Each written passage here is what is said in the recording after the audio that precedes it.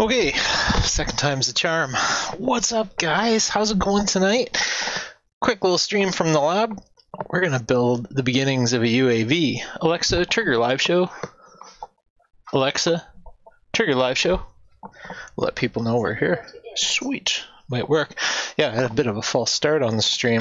I don't know whether it triggered anybody, whether the notification went out, but now it did. We will silence that. Good stuff. Okay, let's see if we can get some cameras to work. Cheers, Bobby. How's it going? Hopefully the audio and the video is good. We're going to say it's going to be better, I hope. Check this out. Okay, so tonight I wanted to start on this Nano Talon. Cheers, Armando. You're always one of the first. This is the Zod Nano Talon, and what I want to turn this into is a fully autonomous, autopilot controlled, GPS navigated, all sensors on board, more or less a surface search and rescue aircraft. These things are pretty cool. This little plane is very modular and just snaps apart, and the servos are all inside the fuselage, which we'll get a look at in a minute. And it's quite light, incredibly powerful for what it is. They cruise at about 2 amps on this little brushless outrunner. And lots of room for FPV, lots of room for electronics. So this will actually be my second fully autopilot controlled aircraft. I built the EPP FPV a few years ago with a massive autopilot system that was just big and unruly and stupid expensive. It did work, but the plane was massive, not portable. This is small, uses the same batteries as my quadcopters, 4-cell 1300 LiPo, should cruise for somewhere in the neighborhood between 25 and 45 minutes on that battery, so it should work great. Cool. So, I haven't started to build anything on this yet, and tonight I think we'll start with some of the gear placement, or at least get the gear out and assembled and get an idea what we're up against. So inside here is our servos.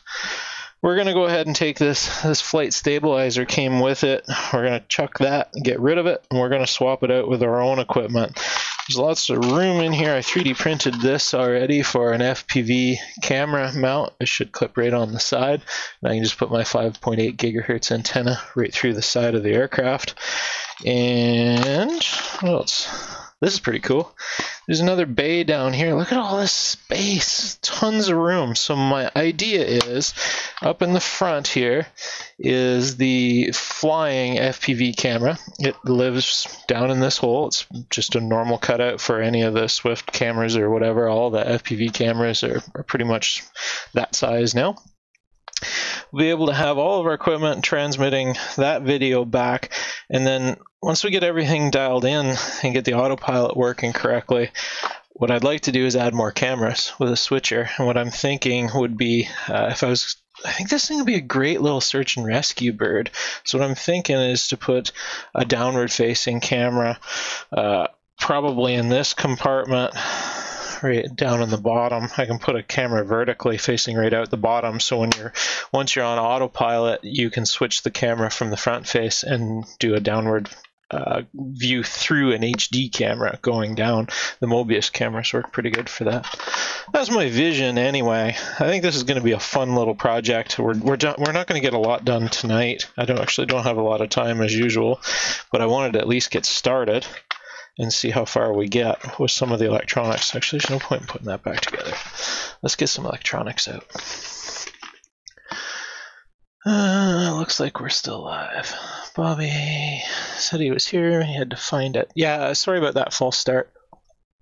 I think the notification went out, and maybe, well, people should be at the right link now. Okay, so let's do some electronics. That's what we do on this channel.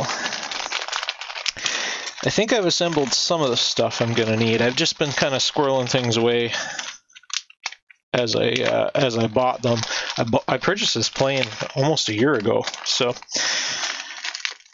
we should have everything we need. What's first?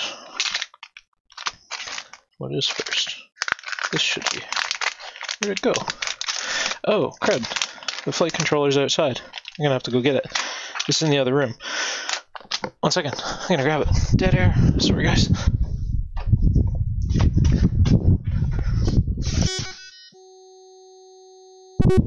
Hopefully it didn't go too staticky and make all kinds of noises on the stream. Okie dokie. Flight control. Canadian, of course. We have, this is the Omnibus F4 Pro V2. It's a very cheap flight control. It seems to be well suited for wings as well as quadcopters. It didn't come with any connections. This came from AKK, so I'm going to have to go digging in the trunk to find some of these connections here. It has on-screen display, all the things that we're going to need. But I decided I might as well build this right from the get-go, because we're going to need lots of power on board, different power supplies. And I have no problem making up different regulators or whatever, but I have a Maytech. Why is that such a pain? I have a Maytech PDB right here for back when we used to have to run separate PDBs for our quadcopters. So I'm just going to use this. It's got, I think it should have a 12 volt and a 5 volt supply on board. Pretty beefy. I don't actually. There we go. What's the amperage? They don't label it. Why not? Why wouldn't you brag that right on the front? Maybe it's a low amperage unit. Input 9 to 26 volts. Yep, that's normal. You see back 5 volt output. 3 amps. So we can pull 3 amps from our 5 volt back. That should do pretty good. We're going to use that to power our servos, I think. And then the 12 volt output, I don't know that I'm going to use that at all. It depends on the VTX, the video transmitter. But I don't think we'll need that. Those two should work well together. So we'll sandwich those. Actually, we'll mount them together right now, because we're going to see what's going to fit. This is a BN220 GPS module. So this GPS module I had envisioned will live right here, and we'll just stick it right to the top of the cross member between the wings and run that down to our flight control into one of the UARTs, and that will give us our GPS positioning. We won't need that for a while. We are going to use the FrSky XSR full telemetry FrSky receiver. That is this guy for our radio link to our transmitter. That should give us several kilometers of range, no problem. These XSRs work great. It's a full telemetry, so we'll hook it up and we'll send telemetry down to our transmitter down below, so we can have on-screen display and all that kind of cool stuff. Not that I use it, because we'll be doing all the cool stuff through the flight controller, through the on-screen display into my goggles. I'll put all the relevant flight parameters up. And this is something that almost nobody uses, but I honestly don't know how people are doing full autopilot systems without it. This is a full Pitot-Static tube and sensor setup.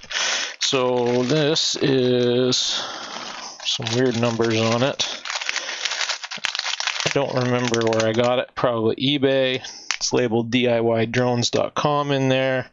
Pressure board V20, but it just has 2 ports, one from the static port and one from the pitot tube. So we're going to mount this out wherever, out the side of the aircraft somewhere where it gets into some good air, but not going to get smacked off from whatever I run into, and that will give us true airspeed, not GPS ground speed. That way we know what our velocity is relative to the air around us, which really matters on autopilot. The autopilot running on GPS, you see these things that tip stall out of the sky sometimes, because guys are just simply flying too slow, and they just turn they turn downwind and the plane falls out of the sky because there isn't enough velocity over the wings. This prevents that, because you always know how fast the air is going over the wings. So that should work good. That should be able to go into one of the UARTs, I hope. We've got to test it. This is why I'm starting this tonight. We're going to need more electronics. I'm missing a big piece. we're going to need a display, because this, the Inav system, allows us to have a display. So and I know which ones they are. It should be the 0.96-inch OLEDs. Should work with Inav. 2:20 a.m. in the UK. Yeah, it's late for you in the UK, sorry. I don't have a lot of times I can stream lately. So these are 1.44-inch SPI TFT modules. That's not what we want. There's a 2.4 TFT module. No, that's not what we want. We want a little display to see the status of the autopilot and the satellites available. What the heck are there? These are Nokia 5110s. We don't want that. Oh, here they are. They're right in front of my face. Here we go. We want these guys. We want one of these 0.96-inch OLEDs. We'll use one of these guys, and they're an organic LED, I2C. So that will hook right onto our SDA, our serial data, and our serial clock from our flight control, in theory, and should display all the relevant information that we want to see just before we take off. That way I don't have to use my goggles. You can just power up the plane on the ground and we can mount this display. I honestly have no idea yet. We can mount it wherever. We can even put it on the outside of the aircraft. I think I want to keep most things on the inside of this, so that if we're doing bad weather operations, then it won't get damaged. But we could also put this like just right on the top of the canopy and just put some plastic over it or whatever. But that can come down range. We need to get the electronics working first, and first step to getting it working, I think, is to get this existing one out of here, because we're going to want our flight control to live right where this stabilizer originally came from. These actually work pretty good according to people who bought this model. Everybody loves this model who buys them, so I think this will work pretty cool. How is that? Well, that's easy. Double-sided tape. Just stuck down. And we could even use this stabilizer another day. And I'll have this video to reference how it came out, which is perfect, which is why I like streaming these builds. Okay, goodbye. Now, I think we'll take this double-sided tape off for now, because we're going to need lots of space in here, I think, for our flight control and our PDB. I think I'm going to stack it just like we do on quadcopters. Uh-oh, lost my display. Ugh. I loosed it. That's really stuck. Maybe I'll have to put some goop be gone on there or something after. That is really stuck.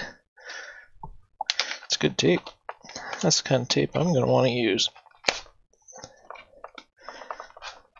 Actually, I'd be just fine if this entire plywood piece would come up. That would be wondrous, because then I can just put my own 3D printed mount down. There we go. Goodbye. This is EPO foam. There's it EPS or EPO foam. This is the not so hard stuff. I think EPO is the really tough stuff. This stuff's kind of squishier, but quite resilient, so it should do the task quite nicely. Okay, power distribution board and flight control. Let's see how.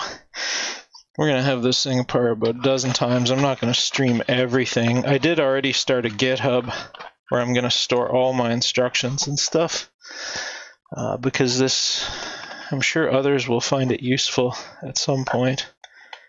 Okay, that's the way the flight control is supposed to mount. That's even the correct orientation. We can switch it around to however we want. We're going to bring, obviously we're going to bring our XT60 connector in over here. This is our power input and our shunt resistor, which you can't hardly see, but we'll figure all that out later. I think think for now, let's go ahead. Yeah, I don't have a lot of time tonight. Let's go ahead and put the stack together with a couple of standoffs. These are just standoff assortments from eBay. You've seen on the mailbag before. Fernando's here. Cheers, Fernando.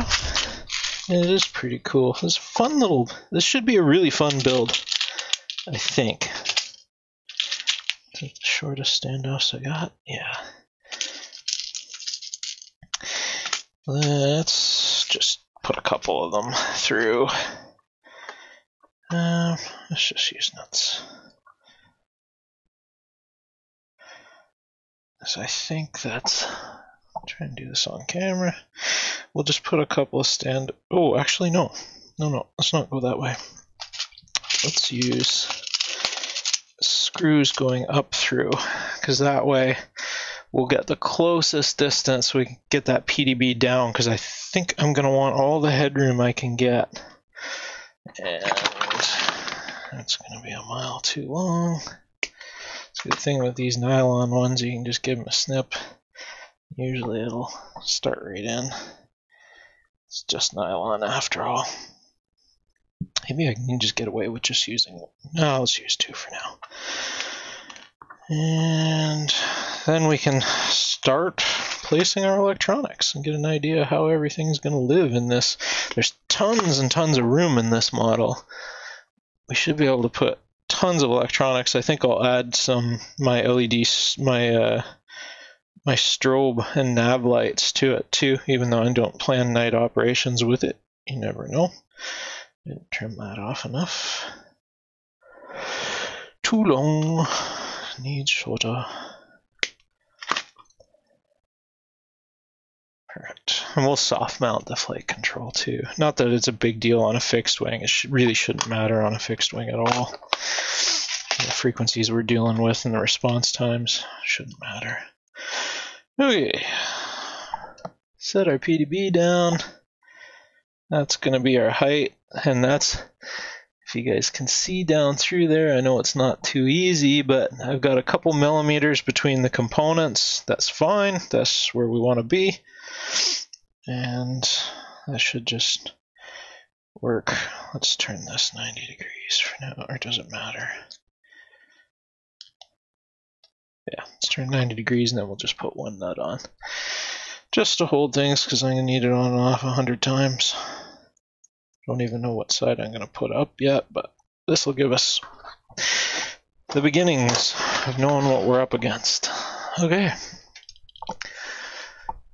This is going to have to live in here. And this is probably the best place, because you want it. You want your flight control. Ideally, you'd want it right in the middle of the wing. Where's my wings? Ideally, right at the CG, and we're going to be just a little fore of that. Our CG is right here, so a few centimeters back. So, holy, that's bang on. Okay, well, geez, okay dokie. The designers totally took that into account with their stabilizer. It's right at the axis of rotation, right under the CG, right in line with the CG. It's perfect. Okay, well, that's where the flight control is going to live. Makes sense. Cheers, Julian. Jeez, it's got to be late for you. Okie dokie. That's going to live in there. Now, what I would like this, like I can solder all these wires up and make it pretty that way, but it would be very nice if we could use terminals, not terminals, pins, and not solder these connections, because we have to, oh crud, I can't use pins on that. Not unless I take the diode off and backfeed the flight controller from my Beck, because I want the power for the servos coming off of the PDB on the bottom, but I'd still, crap, there's really no point in worrying about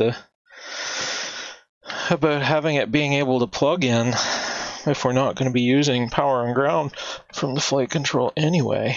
I might as well just solder it, because it's only, I'm not going to have to change servos in the field. It's not going to be like a quadcopter where you're swapping ESCs out.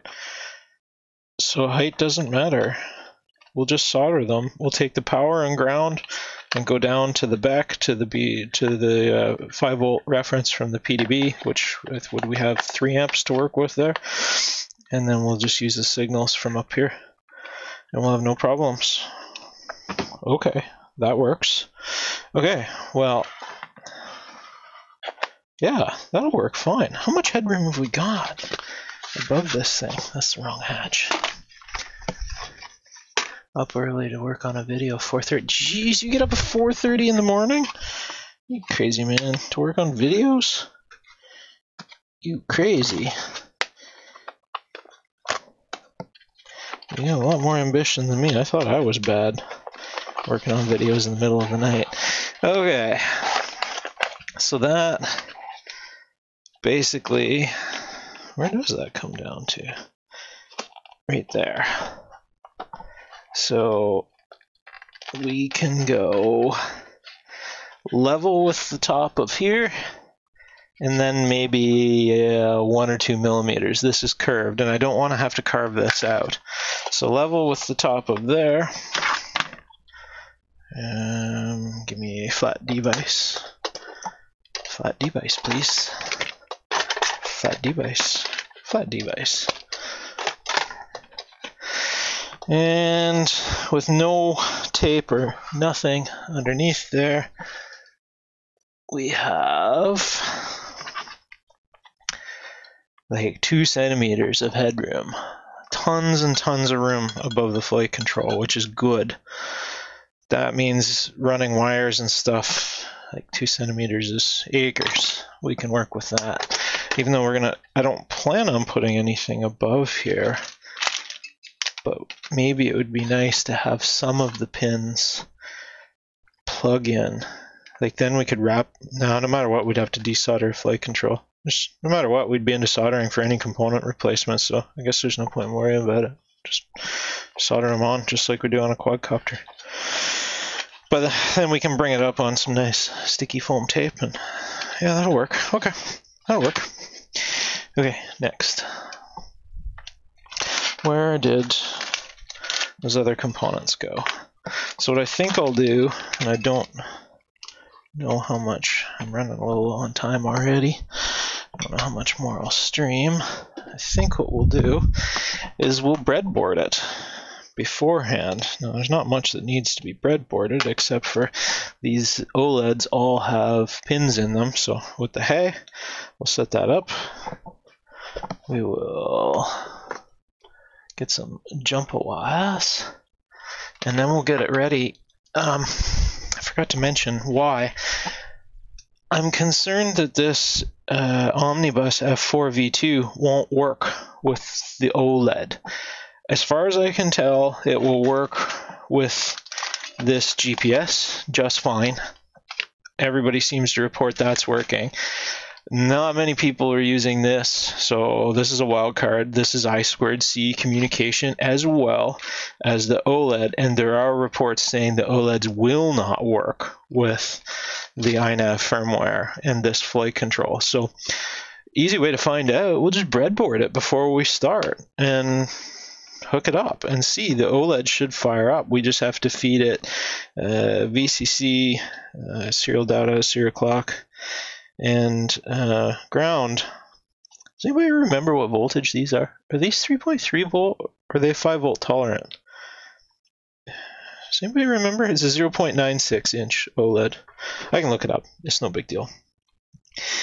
It just matters because I can power the flight control from USB, but I don't remember what outputs go live from it, so we'll just power it from a separate power supply, and we will have to share. We will just have to share grounds to make sure that the ground potential is the same between the two boards. Yeah, we won't need a nano for this. It's 3.3. Thanks, Mike. They're not 5 volt. I thought they were 5 volt tolerant. Oh, I guess that's why I ask. I'm sure I've hooked them up to 5 volts. Same with the Nokia 5110s. They definitely are supposedly not 5-volt tolerant, but I run them at 5-volt logic levels all the time. I know the serial data and serial clock are 3.3, but yeah, anyway. 3.3 to 5 volts. Sweet, that's what I needed. So it's 3.3 volt logic level, 5 volt power. I should have been able to see that. Is that a regulator right there? Probably. Yeah, that looks like a 3-pin voltage regulator right there. So yeah, well, whatever, it doesn't matter. I can sort it out off camera. I don't have a lot of time tonight. So what am I doing here? Where's my VCC? I've already got it plugged in. We'll do VCC ground. We'll get a couple more pins. Then I'm gonna have to, might as well just solder them right to the flight control. Try the smoke test. Yeah. I don't think this shouldn't be. The only danger is smoking the flight control doing something dumb, but I have a spare for once. Serial data, serial clock. Oh yeah, and I need to find a connector for it too. So we need, this didn't come with any connectors. No, that's what happens with cheap and cheerful flight controllers. So we need connectors for this, and those look a lot, oh god, that's ugly. It's all squished. They look a lot like SP Racing F3 connectors, so I think I know where we can find some. Let's go digging. We go dig into bins. Somewhere around here we've got quad electronics, quad frames, quad parts. This is where I keep leftovers from quads that I have already built. Oh, here we go. Blue Falcon's got a whole bunch of them right here. The quad we just built the other day. Apparently the DYS F4 flight control, which I hate now, by the way, has some connectors. Are they the right size? No, they don't look like it. Let's find out. I don't even remember which one we need on here. I think it's... Oh, geez, those are tiny. These DOS ones are way bigger. There's no bueno. Maybe? They look bigger. Guess we'll find out. There's definitely some are shorter, but this is, yeah, that's definitely a few too many. Okay, back to the bin. Let's find. I'm sure SP Racing F3 looks like that. I know I've got lots of those, and you never use the connections on them anymore. Never use the SPF3s anymore. I doubt I'll ever do another build with them. In fact, Betaflight doesn't even support them anymore. Or won't after the next build.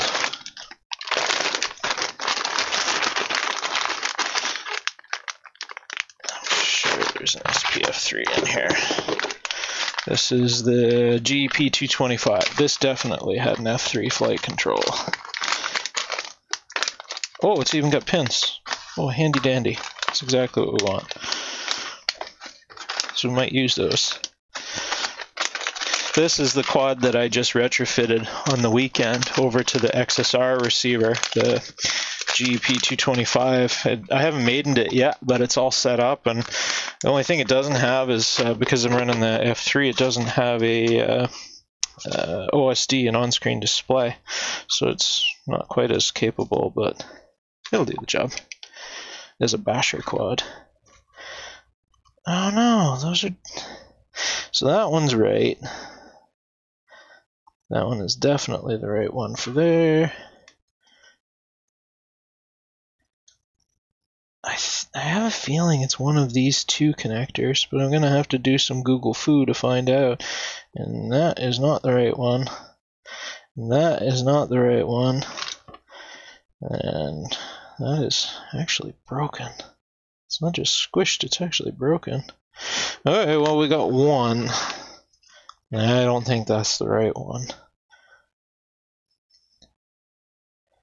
Well, because I think it's going to be, I think it was serial data, serial, well, that might be it. Serial, it might be a UART. There's 4 wires. That might be a UART. I have to do some Google Foo. If not, let's go digging some more. Let's see. if one of my other flight controls has the correct ones. I know I have at least one more omnibus flight controller in here.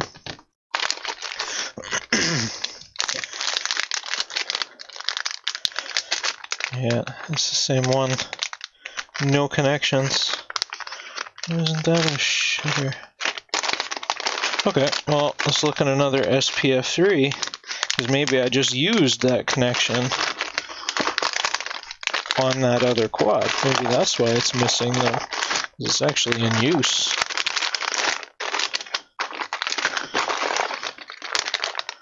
Yeah, let's do that.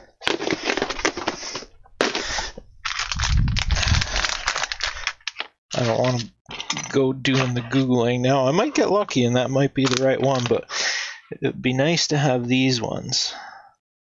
These are quite a few more pins. I think that would cover me. And then we can hook up our I2C. Yeah, I think we're good here. Maybe. No, maybe I spoke too soon. Nope. SP's got more connections. I might have to make one. Oh, crumbs. As David Watts would say. That sucks. Okay. We don't have connections for that. What the heck? Wonder if they're broken out underneath.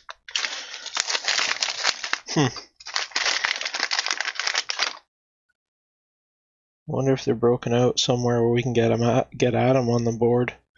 Because these... I know you need my microscope out to see these, but we've got test points. Yeah, we might be good. I'll have to look at the schematic for the board once I figure out what's up and down. Jeez, that's going to be a pain. I guess that's what I can do tomorrow night when I'm doing the Googles.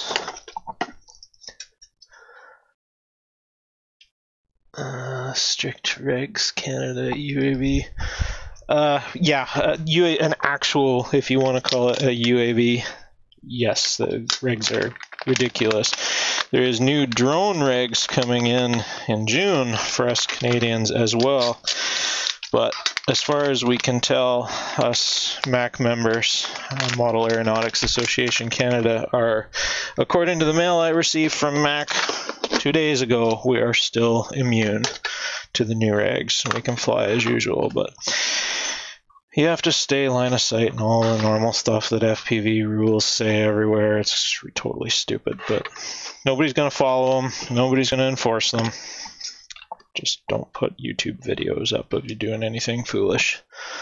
Nobody's going to, like, the way the new drone law is, technically FPV is completely forbidden, like, in all forms. It's quite silly. But they did put it back that you could do it with a spotter, sort of. So we'll see. June 1st, we'll know more. Okay. I'm not too concerned about it. I've got the parts. I'm not going to throw out my models just because Transport Canada is doing something dumb with the rules again. Like I said, the OPP is busy enough with enough opiate problems and meth problems around here. They're not going to have enough time to do any drone enforcement, so there's no point in even having the rules if nobody's going to enforce them. Just don't do anything stupid. Okay, I'm going to do some Google Foo, figure out where this needs to be wired up. I will hook up the OLED first. I will post a picture on Instagram when I do that. If it works, cross fingers, it doesn't smoke. And then we will, to the same bus, we will add our airspeed sensor. And then the GPS goes to his own hardware UART. I don't know why that is, but it is. So yeah, we'll try those. We'll see where we end up. I think that's going to be it, guys. That was the silly little get things out, get things ready. I'm happy with it. I think... Jeez, that actually scared me. That was loud. Thanks for the sub. Appreciate it. I think we're going to be all set. This is the beginnings of everything laid out. It should be easy once I get it working. We'll transfer it into the aircraft and we'll get it out to the field and see how it works. Should be good. Cheers, guys. Have a great night. It was good hanging out with you. It's nice to see you all. Cheers.